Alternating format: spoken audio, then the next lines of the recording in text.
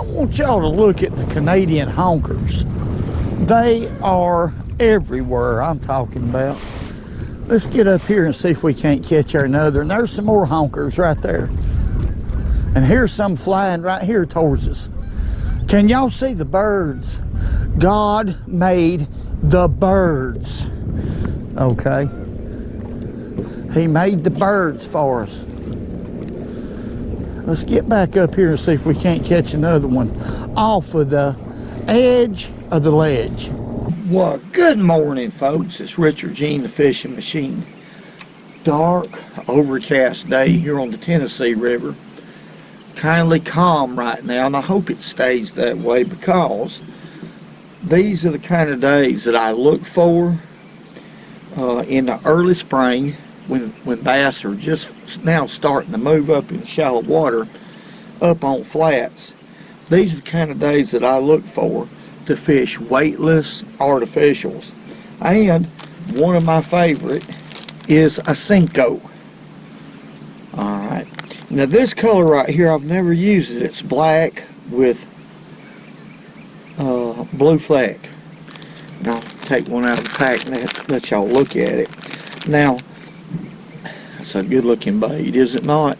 The reason why I use dark baits on overcast days is, I believe, in my opinion, I get more bites.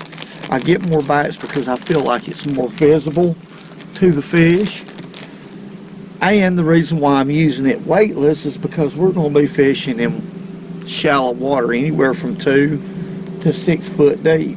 And on a day like today where the wind's not blowing much, well, weightless is the way to go. And you can fish this bait 6 foot deep on days like today.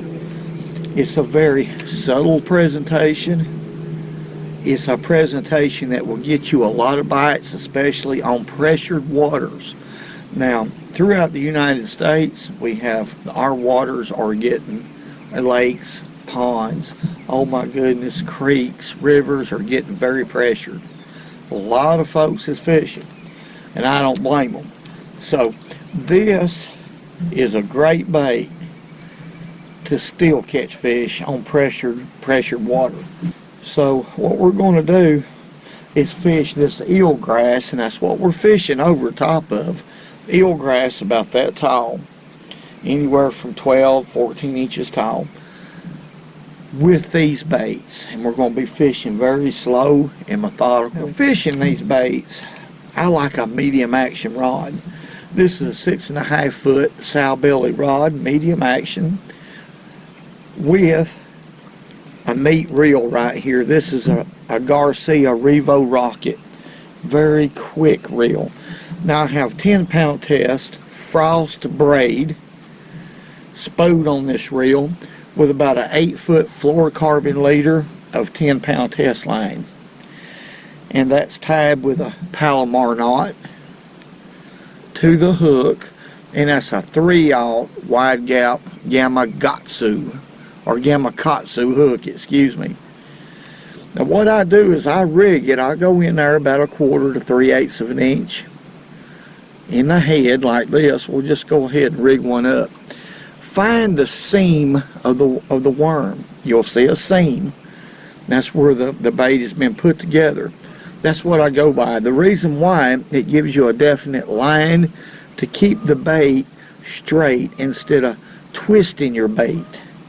You know, you don't want it in a twist or a bind. So that line right there gives you something to go by. But just go in the head about 3/8, 1/4, hide the eyelet.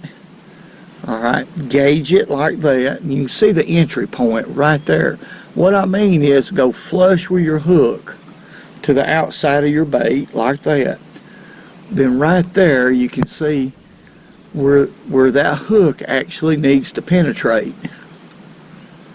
Right there in the seam and out the seam, just like that. See how straight that is?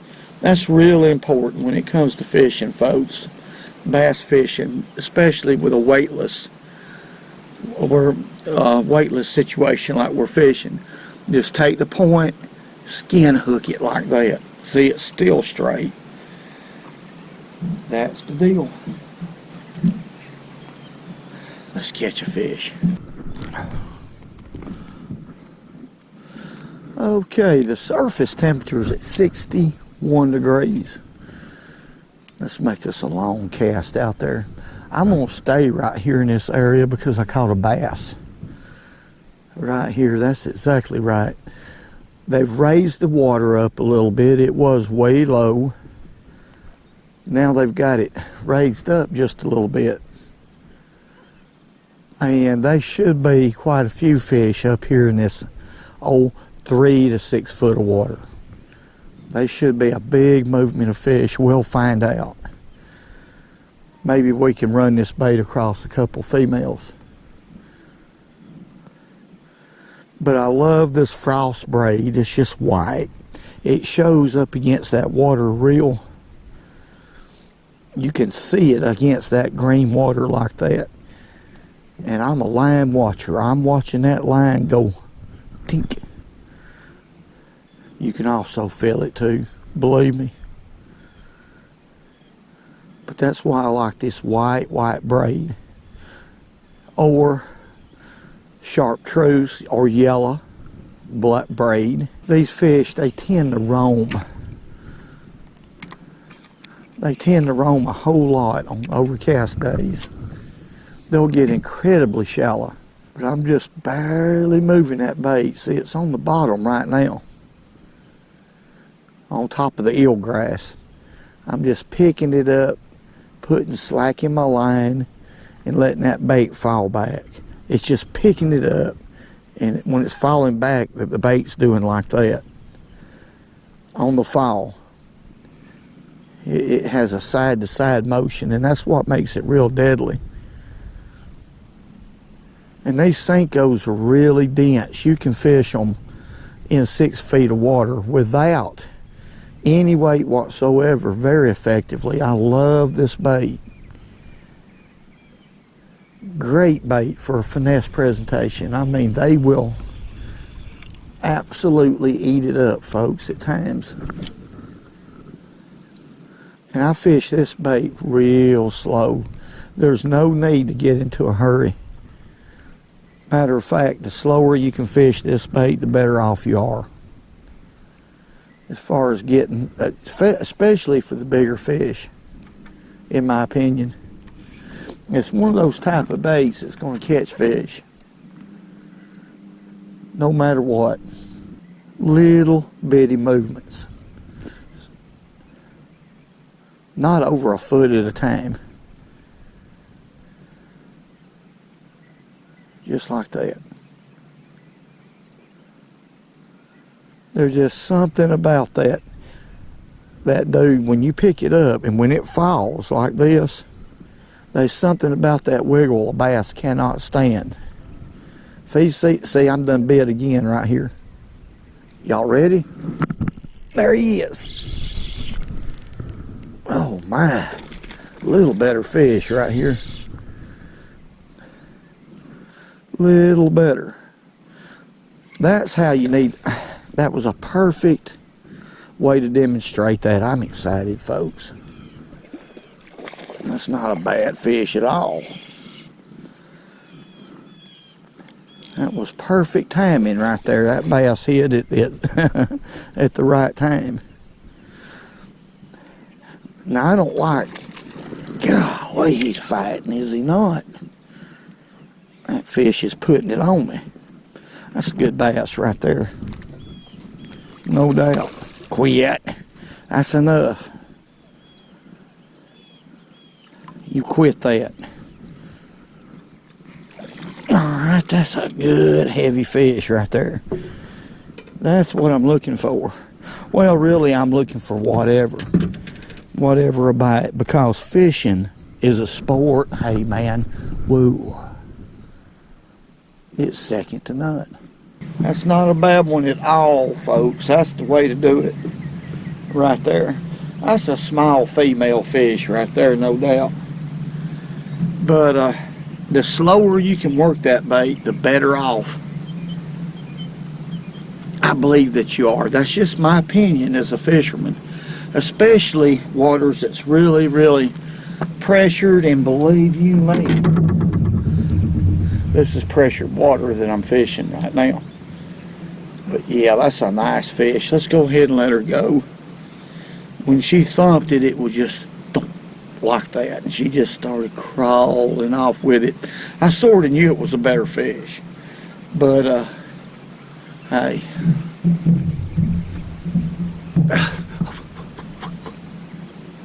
I'm trying to contain it. There's a lot of people around. 1 boat, 2 boat, 3 boat, 4 boat, 5 boat, 6 boat, 7 boat. People out here on the. There's a lot of people around here. Whew. I have a lot of problems when it comes to energy burst. This reviver. There she goes. That's the best part of it, folks. When I release a fish and I see that fish swim off uninjured, I know I've done a good job. But like I've mentioned, this is the type of bait right here. And there's a lot of different bait companies that make it that will always catch fish simply because of that action. On the fall, a lot of times after the initial cast, when that bait hits the water, if you'll let that bait fall with a slack line, you'll see that line, you'll see that bait will fall like this, folks, to the bottom. And that's what's so effective, because a lot of your strikes are happening then. If that bass sees it on the initial cast as it's falling, they're going to hit it. It won't even reach the bottom a lot of times if they're just halfway active. But we'll fish around in here. I'm up here in about 3 feet of water, just testing the water. There he is, folks. There we go. Boy, I stuck that fish. This is a big one right here. You talking about? Well, I thought he was bigger than this one. He's a good one, though. Strong fish right here. Golly. Are y'all seeing this? It's a strong fish. Are you done? I believe so. No, he ain't done yet. Golly. I stuck that fish and I thought he was a 5-pounder. Guarantee you. Come on up here, boy. Oh, man. My. That fish is still fighting, folks. Now, this is a pretty fish right here. We'll take a look at him. He ain't near as big as I thought he was, but he's a good one. Doggone right, he's a good one. I'm just going to throw a marker right here so I can kind of keep up with the area. What it is, there's some grass out here, but it's kind of on a point, so I want to fish this area a little bit more thorough. Look there, what a fat fish, folks. Built like a football. I tell you what, in dark, that fish was down in that vegetation. When I set the hook, obviously that fish just runs straight down in it, and he felt a lot bigger than that, but that's a good one. I tell you, weightless is the way to go a lot of times. You have to fish slow, thorough, but it makes a big difference oftentimes. Especially a tough bite. Let's let him go. Golly. Pretty fish. And strong. I'm amazed how strong that fish was for his size. Let's see if we can't make another one. I'm gonna make a cast right there. Now I'm out here 4 feet, but right in here, folks, it drops off. I mean, 12, 14 feet away from the boat. It drops off in 8 feet of water. So I'm real close to the break line right here, right on the edge of a break line, right where the grass quits growing. Little bitty movements. See, I can feel that grass. I'm right on top of it right now. So I'm picking it up about a foot, allowing slack to be in my line so that bait can fall back like that. That's what's creating a strike.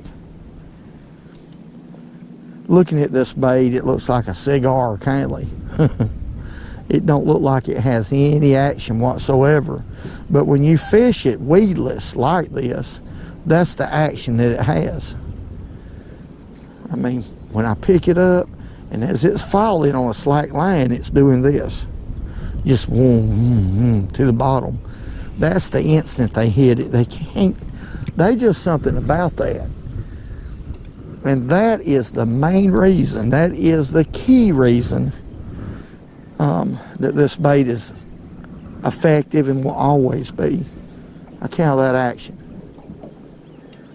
Very finesseful, but it's very realistic to the fish.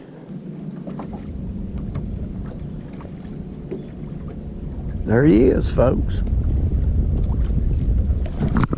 There we go. That fish is coming straight to me. I can't really tell how big he is. I believe he's a pretty good fish, though. I can feel them head shakes. Yeah, he's a good one. They're all good, but I mean, I can't help it. Good fish. Come on up here now.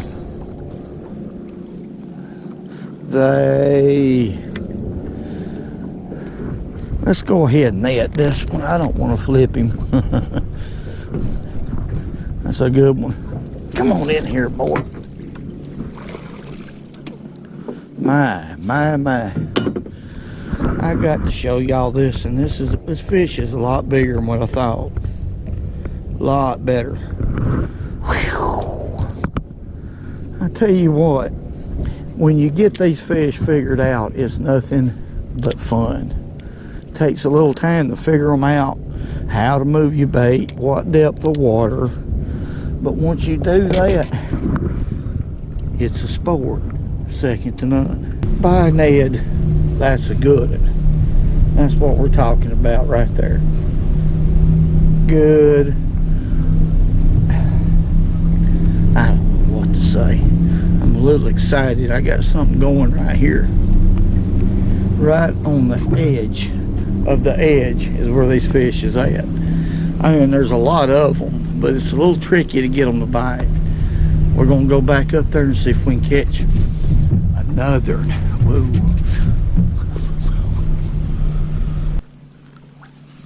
Yeah. I'm having a ball. Once I finally figured them out, then I figured them out. Whoa. I figured the doggone things out. I tell you, it's hard, folks. Very hard to fish a bait like this when it's this windy right here, but it can be done. And I'm going to explain to you how it can be done, and it can be very, very effective. For one thing, I always face into the wind. Now, I'm in 6-7 feet of water. That's what I'm keeping in, right on the edge. I'm throwing in to about 4.5-5 feet of water.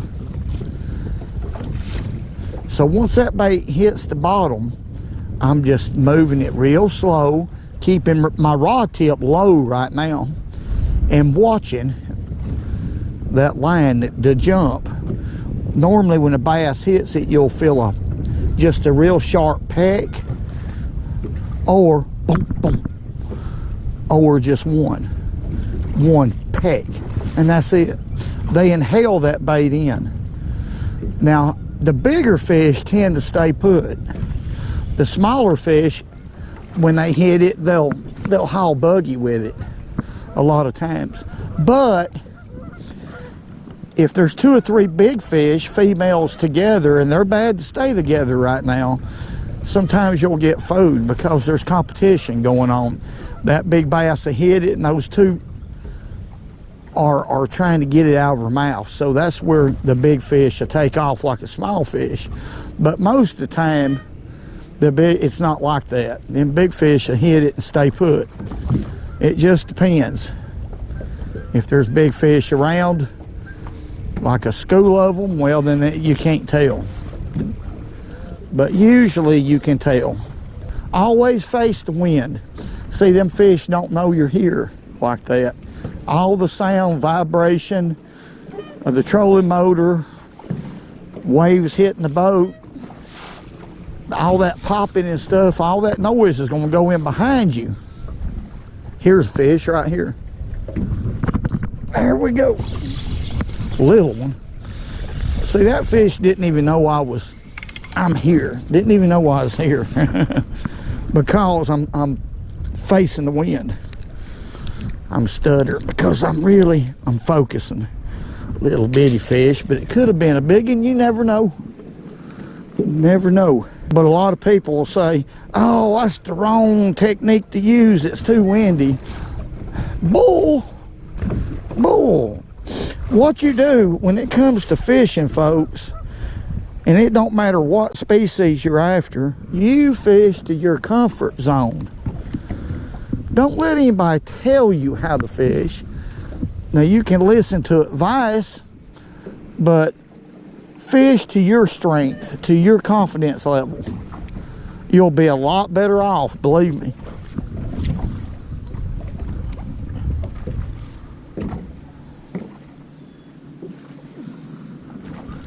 There he is, folks. There we go. Oh my. Oh my. We got us a giant on right here, folks. Did y'all see that fish come out of the water? Oh, this is a good one. I knew it would finally happen. There's no doubt in my mind now. It got windy on me, doggone it. Here, let's loosen off on that drag a little bit. I knew it would happen sooner or doggone later. I was hoping sooner. Oh, this is a good fish right here. Good fish. All right, quit.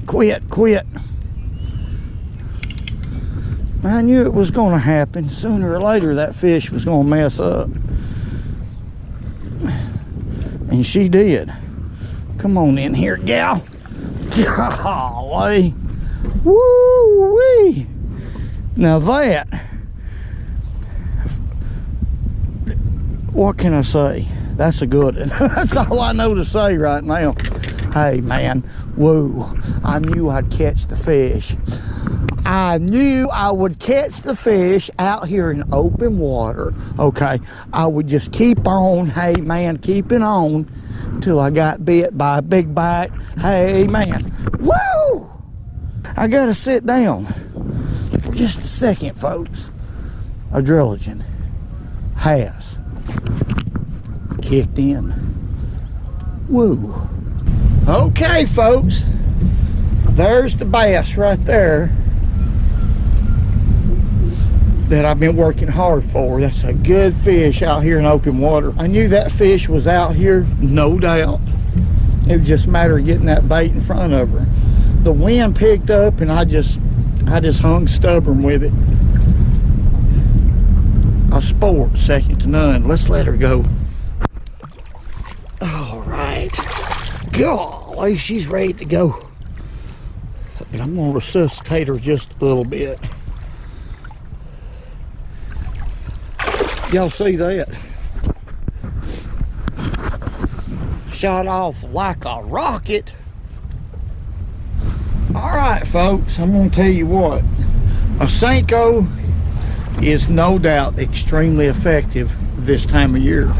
Not just this time of year, just about any time of the year. Now, I caught these fish in 60-degree water temps. These are fish that's pulling up out of deep water, up on the flats, and they're heading to the back end of coves. They're fixing to spawn, and this is a great way to intersect them, a great bait to intersect them with, especially if there's a lot of fishing pressure in the area. By fishing like this, slow and methodical, you can catch a big bag of fish. I want to say God bless each and every one of y'all. Thank y'all for all the great comments. Everything y'all do is, I appreciate y'all. Hey, whoa. It's getting windy because it's going to rain tomorrow. It's going to rain. And remember, go fishing when you can, because it's good for you.